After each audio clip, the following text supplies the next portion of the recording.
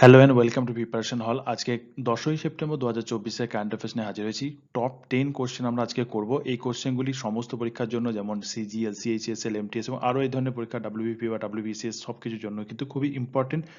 তোমরা যারা এই ধরনের প্রিপারেশন নিচ্ছ তারা কিন্তু আজকে কোশ্চেনগুলো দেখো, এবং এই ধরনের ক্লাস প্রত্যেক দিনে আসবে। তোমরা চাইলে চ্যানেলটিকে সাবস্ক্রাইব করে নিতে পারো। চলো তাহলে প্রথম প্রশ্নটা দেখো। এখানে প্রথম প্রশ্ন দেখতে পাচ্ছ, বিশ্ব আত্মহত্যা প্রতিরোধ দিবস পালন করা হয় কবে?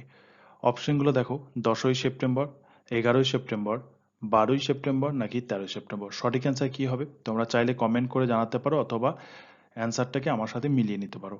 এর সঠিক অ্যান্সার হবে 10ই সেপ্টেম্বর। ওকে, 10ই সেপ্টেম্বর হবে বিশ্ব আত্মহত্যা প্রতিরোধ দিবস। পরের প্রশ্নটা দেখো, ভারতের প্রথম ব্রেইল ইন্স্যুরেন্স পলিসি চালু করেছে কোন insurance company? Max health, max life, star health, care health নাকি আদিত্য বিড়লা। সঠিক অ্যান্সার কি হবে?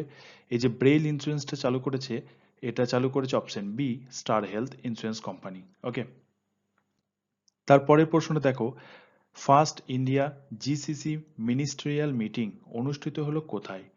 অপশনগুলো হচ্ছে Sydney, B Melbourne, New Delhi নাকি রিয়াদ। সঠিক অ্যান্সার কি হবে তোমরা চাইলে কমেন্ট করতে পারো, অথবা আমার সাথে অ্যান্সারটা মিলিয়ে নিতে পারো। এর সঠিক অ্যান্সার হবে, ইন্ডিয়ার যে ফার্স্ট জিসিসি মিনিস্ট্রিয়াল মিটিং হলো সেটা রিয়াদে হলো। কোথায় হয়েছে? রিয়াদ। নেক্সট প্রশ্ন দেখি এবার আমরা।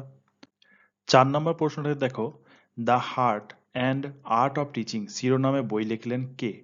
অপশনগুলো দেখো, বিনায়ক রজত ভাট, হরিবংশ নারায়ণ সিং, রাজেশ সিং নাকি বি পুরুষোত্তমান। সঠিক অ্যান্সার কি হবে তোমরা কমেন্ট করে জানাও, আর না পারলে আমার সঙ্গে মিলিয়ে নাও। সঠিক অ্যান্সার হবে, এই the heart and art of teaching এই বইটি লিখেছেন অপশন ডি, বি পুরুষোত্তমান।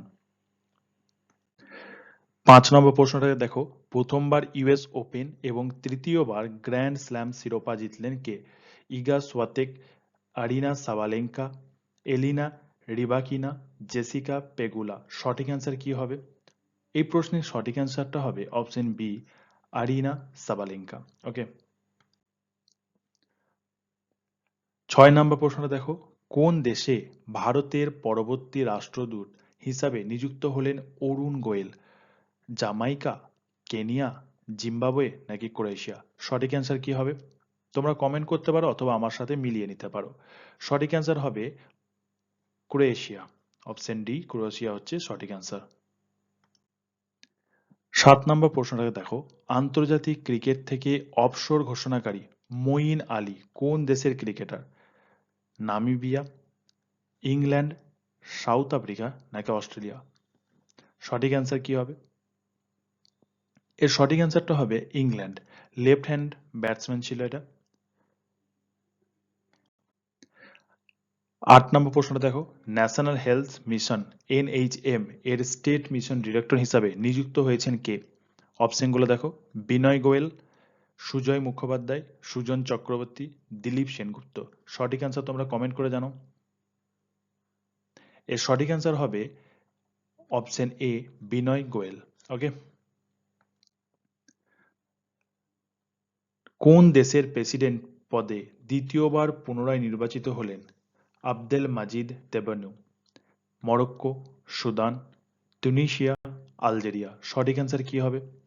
এই প্রশ্নের সঠিক অ্যান্সারটি হবে আলজেরিয়া। Option D, Algeria.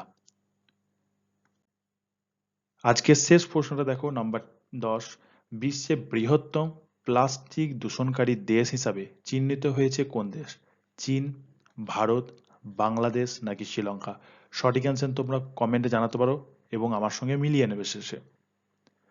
এর সঠিক অ্যান্সার হবে, বিশ্বের বৃহত্তম প্লাস্টিক দূষণকারী দেশ হলো ভারত, আমাদের দেশ। আমাদেরকে প্লাস্টিক বর্জন করা উচিত। আমাদের এই শিক্ষিত সমাজকে কিন্তু এগিয়ে আসতে হবে, তবেই কিন্তু আমরা এই প্লাস্টিক মুক্ত ভারত করতে পারবো। যাই হোক, আজকের এই 10টা প্রশ্ন ছিল খুবই ইম্পর্টেন্ট কারেন্ট অ্যাফেয়ার্সে। তোমরা চাইলে এগুলো নোট করে নিতে পারো, না হলে রিভিশনের জন্য তোমরা ভিডিওটাকেও বারবার দেখতে পারো। তো আজকে এই পর্যন্তই, দেখা হবে আবারও এরকম কোনো সুন্দর একটা ভিডিওতে।